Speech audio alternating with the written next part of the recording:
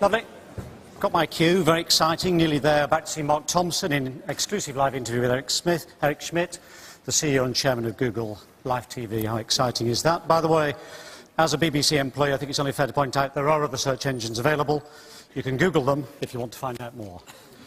So listen, first of all, just to tee Mark up, here's a quick film that tells you 5 things you need to know about Google by Laura Trevelyan in our New York office. Thanks.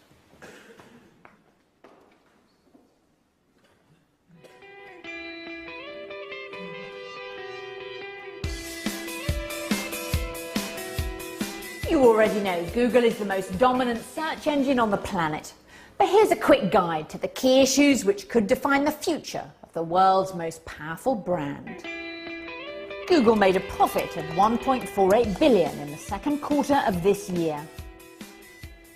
While doom and gloom reigns in much of the corporate media world, Google's finances look to be in robust good health. In the second quarter of this year, the company's profits were up by 18%. While newspapers and TV continue to wave goodbye to their advertising dollars, Google is sitting pretty. It gets 97% of its revenue from advertising. So here's the big question. Is Google moving away from being merely an aggregator of content to becoming a provider? On October the 7th, a New York judge will begin to rule on Google's controversial book deal. Google has been quietly making digital copies of 10 million books, including out-of-print and out-of-copyright titles. The idea is to revitalise long-forgotten works and to make money out of them, of course. After publishers and authors sued Google for breach of copyright, a settlement of $125 million was reached. Now a New York judge will rule on whether or not to block that settlement. So for now, Google's plans to make money out of the past are on hold. But how about the present? Every minute, 20 hours of video is uploaded to YouTube. The billion-dollar question is whether Google can make money out of our obsession with YouTube. Google bought YouTube for a whopping $1.65 billion in 2006, and the video-sharing site has lost money ever since. Google won't say how much YouTube is in the red, but estimates vary from between $150 to $500 million a year. Michael Grade famously called Google and YouTube parasites, living off the content of others, a criticism which may have hit home. Google may help newspapers sell their articles online. Having fought with the newspaper industry over its new search engine, now Google is making nice. The company's revealed that its checkout product, used by internet retailers, could be adapted so newspaper sites could sell their articles. While this may come too late to help the ailing newspapers, could the same technology be applied to video? And Google's generosity might help stave off those pesky regulators. The European Commission is updating its data protection directive. And those Eurocrats have Google in their sights. The Commission is taking a close look at whether Google's wildly popular Street View is actually invading our privacy. And the EU is focusing on how internet search engines store information on our shopping and our surfing, which is often used for unsolicited advertising. But Google's business model is highly reliant on those cookies which store the information on us. The company's unofficial motto was "Don't be evil," and that could be resurrected as the lobbying in Brussels intensifies. So that's our view of Google from the outside. Now for the perspective from the Googleplex itself. Right, so we have Eric Schmidt, I think, in New York looking at us. Can you hear me, Eric? It's Mark Thompson here. Excellent. Okay, well... Yes, hi, Mark. And hi there. We've been spent the whole day debating the future of television, the challenge of different monetization models. Now, one theme that's come up today is an organisation which is described as dominant, has a terrible chilling effect on every aspect of broadcasting in this country. Now, I have to say, people have generally meant the BBC when they said that, but I have to say sometimes your name comes up too. This is a big topic, the scale, the scope, And in particular, you heard the famous parasite phrase a moment ago there. The extent to which Google sits on other people's investment, the extent to which Google actually reinvests. Let me give you we've had a lot of questions from people here on this topic, but let me give you an example. Janice Hughes, who's here, asks, having successfully siphoned off hundreds of millions of the UK's media ad spend, in what ways might Google invest in original UK content? Somebody else asks us, how much do you actually plough back to UK content providers? How do you answer those questions? Well, first, thank you for having me. I'm sorry I'm not there. I could not physically get there, given some commitments I had here in New York. But this is obviously an important group and an important, you all have existed, I think, since the 1930s. This group started as a debating society for technology and engineering and television, which is something I care a lot about. I think it's helpful when you have these sort of conversations and questions you're describing to try to figure out what does the world like 10 years, 15, 20 years from now. And in all of those cases, the most important thing to know is that people are going to have a lot more choices how they consume television and media. In particular, they're going to consume the kind of media that we think of as television on a lot of devices that are not traditional televisions. And over that 10 to 15-year period, the kind of quality and technology that we can bring to, for example, mobile devices will really change the landscape of how people consume video, news programming, all the things that all of us care about. This is true in television. It's also true in newspapers. So from Google's perspective, we're used to the criticism, so we don't mind it at all. And in fact, we welcome it because it helps us understand what we should be doing differently. From our perspective, we are essentially a conduit for how end users want to consume content. To the specific charges, the content that we make available to end users, we get with the permission of the people who do the content. So even in the book settlement, the issue was not copyrighted content. The issue was things that have lapsed from copyright. So on the specific questions about how much money are we plowing back in, we're beginning to plow a fair amount. As YouTube, for example, becomes profitable, more and more of the money that we can make, we will essentially plow back into content. We need the content industries, and they'll be monetized in our model primarily using advertising. If you go 10 or 15 years out, it's probably the case that you're going to end up with advertising models as well as micropayment and subscription models for content. And we're going to work on all of them to make sure that if you have great content, which people in this audience clearly do, that you can decide whether you want it to be advertiser supported or whether you want people to pay a subscription or what have you. And Gary, I'll ask people in the audience here to respond to that. But before they do so, can you give us any numbers, Eric, in terms of the kind of money that's coming back to content providers in this country, in the UK, from Google and/or YouTube? Well, in the case of content in general, we ship about $5 or $6 billion globally back into content through a set of advertising products which are called AdSense. And part of our strategy is to take those products and make them even more suitable for the video experience, the radio experience, the newspaper experience.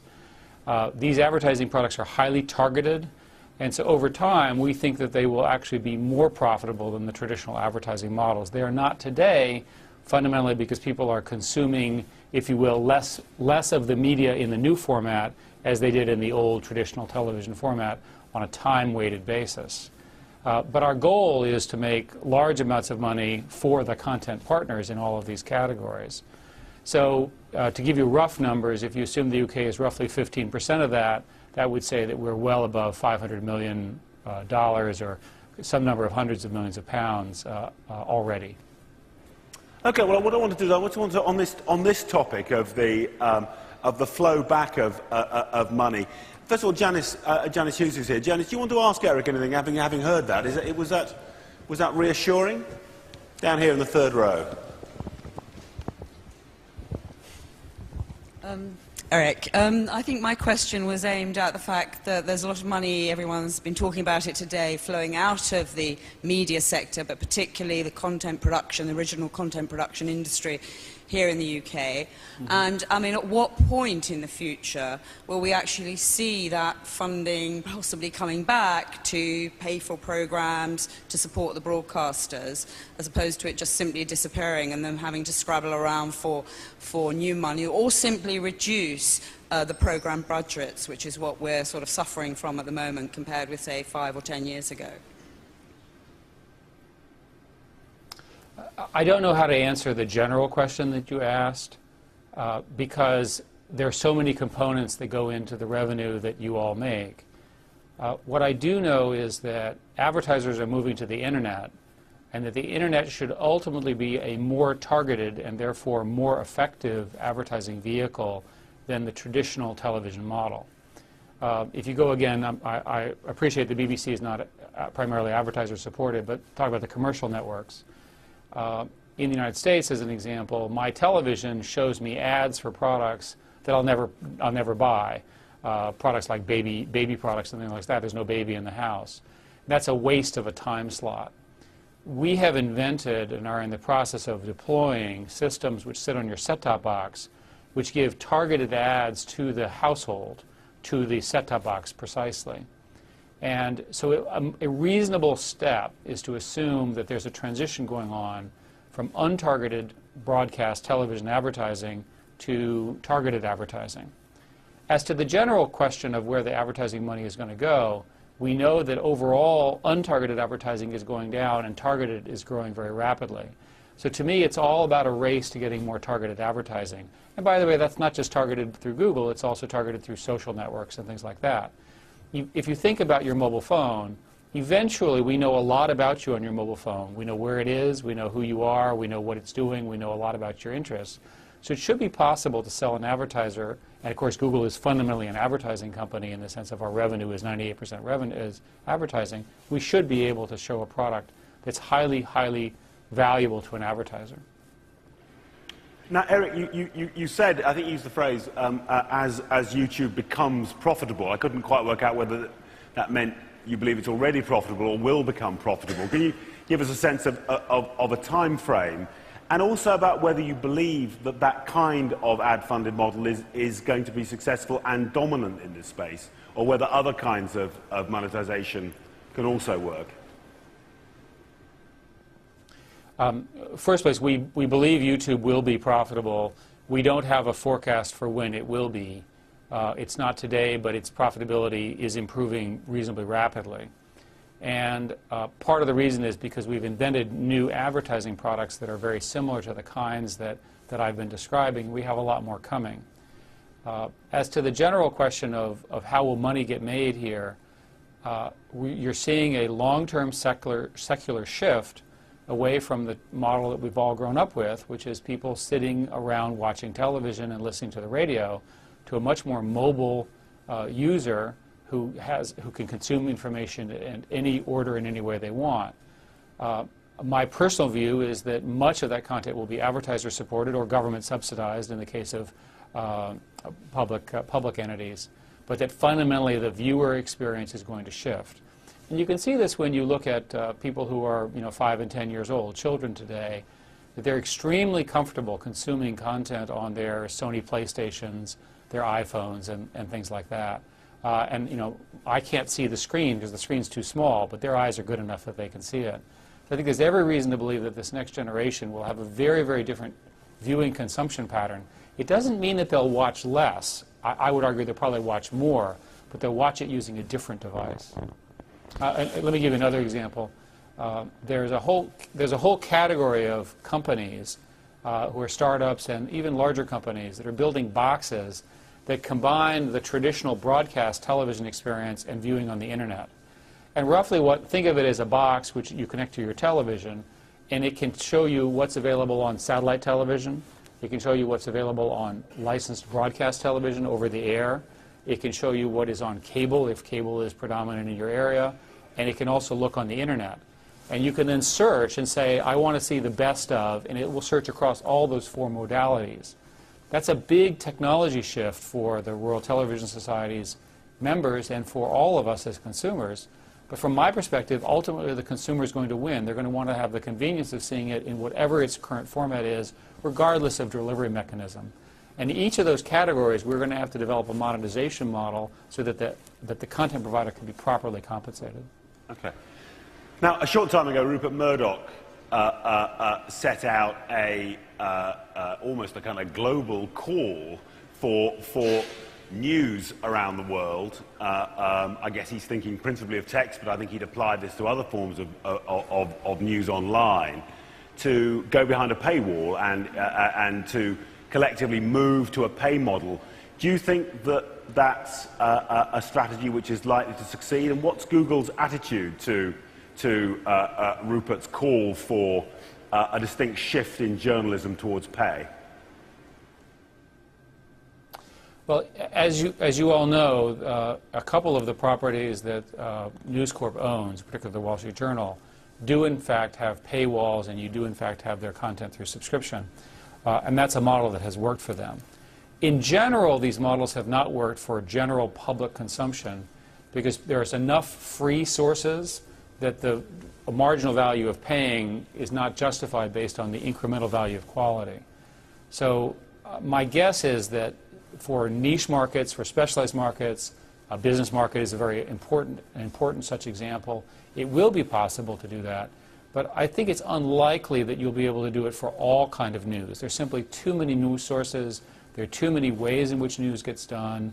There are too many, if you will, news societies who will find an advertiser-supported as opposed to a paywall model work. And having said that, these are also negotiations.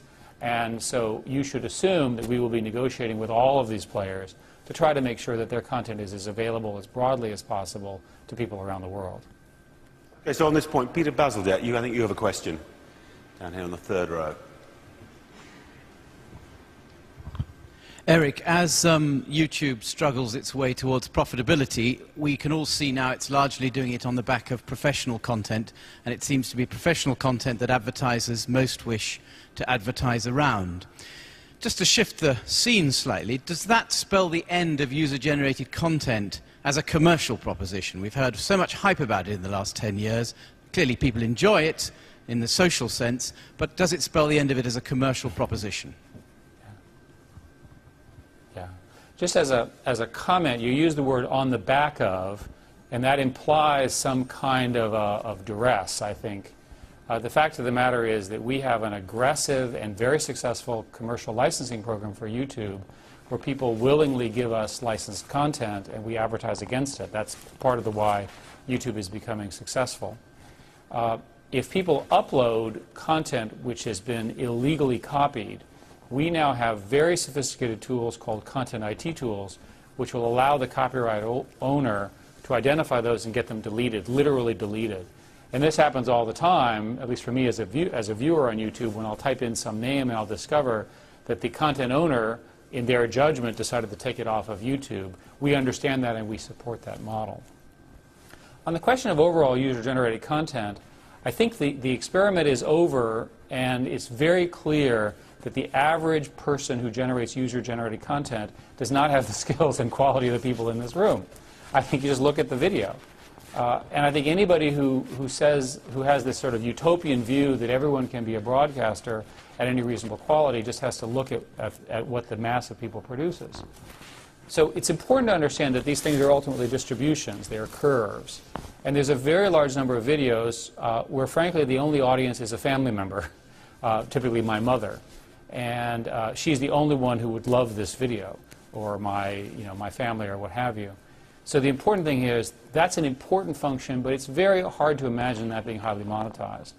We have seen some success with what we term as the torso, that is the part between the head and the tail, of people who have good talent and they're professional, but they don't have the kind of budget and sophistication that people in this audience do. And we would like to monetize them as well. I'm sure at the end of the day, this will end up being a 90-10 kind of a percentage, or 90% of the content, or I don't know the exact percentage, will be essentially unmonetizable, but will be valuable to micro-niches, families, friends, sports clubs, what have you. And then the head and near head, if you will be where virtually all of the money is made, simply because of the value of professionals. Okay, Rick, I want to turn to a big topic. I mean, many of the questions. I'll read one question out, and maybe you can get a microphone to Steve Hewlett in the hall as well. This is about regulation. You'll be pleased to hear, chillingly big, almost a monopoly in search, dominant in many other online areas, from maps to video. Do you accept that Google now needs to be regulated more effectively? And is Steve out there? Steve Hewlett? This area, I know, of regulation is also one that interests you. Go for it. Well, I suppose the point is that one of the consequences of being in the UK, you're 90% of the market in search. You have effectively no competitors, and that means, notwithstanding the fact that you've got there because your system is good, because people like using it, no one's suggesting you've done anything wrong, but de facto you have a monopoly position. And the problem then is that in terms of the way that other people need to run their businesses, people who need to get recognised online and so on, everybody is subject to the Google algorithm, which is a particular algorithm, good as it is, and the fact that there's no competition, you might think in any other marketplace, a 90% share of the business would induce forced separation or some form of at least regulatory oversight. Are you concerned that that is a possibility, or what is your attitude towards it? Well, the first question I would ask you is, could you give me an example where a regulator would add some value to the scenario that you're describing? So would the regulator order Google to somehow boost some company over another? Would the regulator prevent Google or not allow us to innovate in the ways that we have, which have been proven over time? So it's not obvious to me that, at least as you phrase the question, that the value that the regulator would provide would ultimately produce greater consumer benefit. Far be it from me, working in British television, to suggest that a regulator could improve anything, because I think our experience is... But notwithstanding that, if somebody drops off the end of your algorithm, kind of where do they go? And it is believed, and I don't say it's true, I don't know, it is believed... So you would, under your questioning, they would appeal to the Prime Minister, who would order them ranked higher? Oh, you just don't understand Britain, do you? But yes, essentially the answer is yes, they would. And he'd intervene, especially this one. Anyway, no, look, in essence, the point being that if you drop off the bottom of your algorithm, there's kind of no way you can go, and it is believed by people who run services that could be thought of as potentially competitors to yours, who run smaller scale search engines. They believe, a lot of them, that they drop down the algorithm and that there is Google's own commercial self-interest is playing a role here. And that makes you, the fact you're a 90% player, pretty scary. So I'm not going to debate what percentage market share we have. If what you're really doing in your question is asking, is the market open for new search players, I would offer you that Microsoft recently did a deal with Yahoo where they are attempting to become a very strong second tier and eventually have said that they want to be the leader. I would also observe to you that Google really is one click away from our consumers deciding that we are not the best choice. Unlike, for example, Microsoft, where it's relatively difficult to move off of their platform because you have all of this investment in software and so forth. If you literally prefer Bing, it's easy for you simply to point your browser to a different one. And so I disagree with some of the fundamental assertions that you have made. Having said that, I think that anybody who has as large a role in information as Google does should expect that people will watch what we do and people will try to figure out. Both the governments have a natural view of information, that it's important that it be done fairly and, of course, according to their own laws and culture. And also competitors will do their very best to induce governments to try to regulate us to basically create an unfair advantage for them. We would argue very strongly that the Internet today is largely unregulated and successful for a reason. We also work very, very hard with governments around the world to make sure they understand how we actually operate. There's always this question of, well, you know, you could run the company differently. And I say, well, if that's true, then let's deal with that later. But we say over and over again that we run the company based on, as best we can tell, consumer benefit. And as long as we remain open and consumer-focused, I think we're going to be fine in the regulatory bodies. To answer your question, again, as precisely as I can. It's when companies start to do things which are not in consumers' interest, but are in the best interest of their own business, that eyebrows get raised. So from our perspective, imagine any of the scenarios you described. If we did something which had real consumer harm, first, consumers would complain. Second, the media would complain very, very vociferously. And third, we would probably be affected by regulators at that point. And Eric, if I can ask, I mean, the world's changing dramatically. We've got, to some extent, in the UK, in Europe, and also globally, legacy regulations and regulatory bodies. Do you think regulation needs to change? You know, it may well be that you quite, in some ways, favour a world in which regulators are focused intensely on areas of content like linear television and don't focus on the internet. But is there anything you would like to see change in the regulatory world? Well, again, I'm concerned when we have this conversation, the word regulation means something to different people. We are already regulated in the following sense. We are governed by the laws of each of the countries in which we operate in. So we are completely governed by the European laws, the European data privacy laws, and so forth, as are all of the other internet sites. So it's not fair to say that our industry is sort of the Wild West, using the American phrase. The real question is, should there be a firm which regulates the private companies that comprise the internet? And I'm clearly opposed to that. My real concern is actually the inverse. What I'm beginning to see, and what we're beginning to be very worried about, is that countries, not in Europe, thank goodness, and not in the United States, are beginning to aggressively moderate or manage content on the internet. And they do so under the rubric of societal benefit or pornography or so forth, but it often ultimately affects political dissent. And to have a proper functioning democracy, you have to have multiple voices, you have to have a free press, you have to have people willing to stick their necks out and report on stories and have controversy and so forth. And if governments are going to somehow quell that and make their systems less transparent, I think it's a disservice to the citizens of their country. The internet was designed to be open and to have all of the voices of the world, including the ones that you don't like, and all the behaviors that you don't like, be visible. And it's always a surprise to people when they look on the internet and they see people behaving badly. But people were behaving badly before, you just couldn't see it. I'm not endorsing that. But that transparency is fundamental, we think, to the success of the internet. Okay, now I'd like to just see if in the hall there's some other questions for Eric. There's one there. Sir. Sharon. Hi, Eric. My name is Sharon Bailey. I work at the BBC. You mentioned about the onset of new technologies where boxes in the homes are going to open up the ability for online access.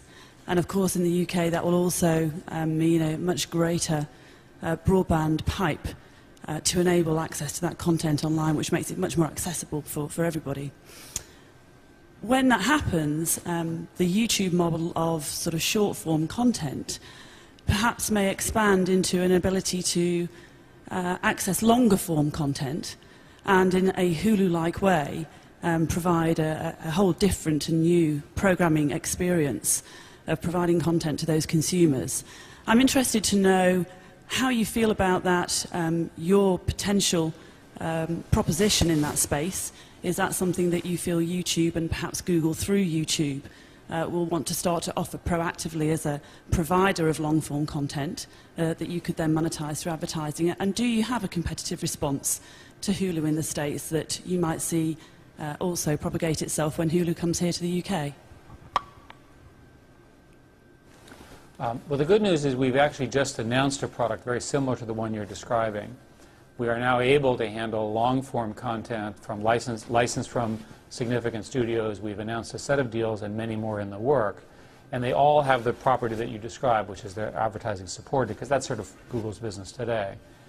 Eventually, you can imagine that we would offer other forms, subscriptions, and so forth to get the video. So we try not to pick favorites between the studios and the formats. We simply want to be a provider at the sort of services and pipe level. In the UK, you actually have a national broadband plan, which includes, I believe, a tariff and so forth for getting everybody up to 1 or 2 megabits per second, regardless of where they are within the United Kingdom. And I think that kind of a step is a necessary precondition to really the broad rollout of these kinds of things. But I think over the next few years, as we discussed earlier, it's reasonable to expect the average British citizen to have a box which connects both to whatever the antenna and cable systems they have, as well as directly into the internet, and that internet connection will be sufficiently fast that much of what they consume can be watched, and that companies like Google and YouTube and companies like Hulu, with whom we are sort of friendly and also compete, both benefit from the creation of that new platform. I should also say that people often do not appreciate the power of the internet speed moving forward. It is technically possible now to build 1 gigabit per second networks, although they're not deployed. It is common, for example, Japan has 100 megabit internets, and in that 100 megabits you can stream and carry, for example, all of the current video and so forth. At a gigabit you can probably stream and carry virtually all of the content that you would ever want to watch, and of course that number will only go higher. And so the fiber optic revolution is continuing. There's every reason to believe that the inversion, right, where basically telephony used to be wired and telephone used to be in the air, is going to reverse, and the telephony will essentially be a wireless phenomena, and that very high quality, very high bandwidth viewing will be over a fiber connection. Very good. I'll take one more from the hall. One more question here. Hi, Eric. It's Kate Bulkley. It's Kate Bulkley here, Eric. I'm a journalist here in the UK, but I have an American accent. You talked a little bit about content already. One of the things that Google started out saying, you were cataloging the world. You weren't really a content creator. You were just a way for people to get to content. You now seem to be moving much more into content, like with the digital books. What we're interested in here, we've talked a little bit about how to put more money back into the UK. Would you consider commissioning programming? You know, we've seen Bebo commission programming. We've seen MySpace commission programming. You've talked quite extensively about the need for democracy and different views. Well, news would obviously love to get a little money as well. What are Google's views about commissioning programming from the UK? So far, we have held a line at that point. If you look at the actions that we've taken, almost all of them have essentially been to make the content quicker, more available, more generally available, more easily licensed, more easily advertised. We haven't caused it to be created. We haven't purchased it. We haven't started paying for it. And the closer we get to that, the more nervous I get, is that we would then become a content provider, which would then create a competitive issue with the other content providers for whom we depend for high-quality content. So far, we define ourselves not as a content provider, but as a technology company, literally an inventor of new products that enable people to get to the content that much more quickly. So I think it's unlikely we would take the kind of steps that you're describing. Many people, because we make a lot of money from advertising, would like us to simply write a large check in their direction, which would be good for them, obviously.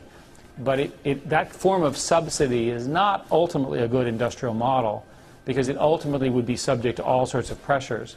It's much better for us to work with content providers to find advertising and licensing models where they can actually jointly make money with us, where the vast majority of the money goes to the content provider, and ultimately these are large and profitable business, and that is our strategic direction. Okay, Eric, I'm going to ask you one last question we got on a card. The question is, on average, how many times do you Google yourself each day? The questioner goes on to say, I've already Googled myself 4 times, and it's only lunchtime. It had to be David Kogan, by the way. I think we should broaden this question and just tell us a little bit about some of the ways you and yours use Google. Well, to me, the most interesting thing about Google is how did I live without it beforehand? I was trying to think about how did I make decisions in my previous jobs before Google existed. And you had sort of knowledge that other people told you. They told you some fact or something, and it sort of made sense. And now, essentially, every assertion, every question can be checked. And I've learned to be skeptical. Somebody will say, well, did you know, or did you know, or did you know? And I'll say, well, let me check, and let me just make sure. And often the stories that I'm told are embellished, or they're not quite accurate. And so from my perspective, Google allows you to have a much more precise lifestyle. I actually know whether the following thing occurred at this time. So for me, that's been the great personal enjoyment of having essentially an encyclopedia with you all the time. We have a lot of products that are coming that make that much stronger. The classic example is you're walking down the street holding your mobile, and your mobile should be able to tell you the entire history as you're walking along. I was on a train line, and I was bored. I had nothing else to do, so I studied the history of the train line, which turned out to be fascinating. There's all sorts of things you can do when you have an idle moment if you're curious. So I hope what Google does is it makes us all be much more intellectually curious about the world around us. It provides a more interesting life, and it also makes us a more educated citizenry. Okay, well, thank you very much, Eric, for taking the time to join us and for offering us such a great and different insight and perspective onto the debates we're having. If I can ask everyone to join me in thanking Eric Schmidt. Thank you. Thank you very much. Very good.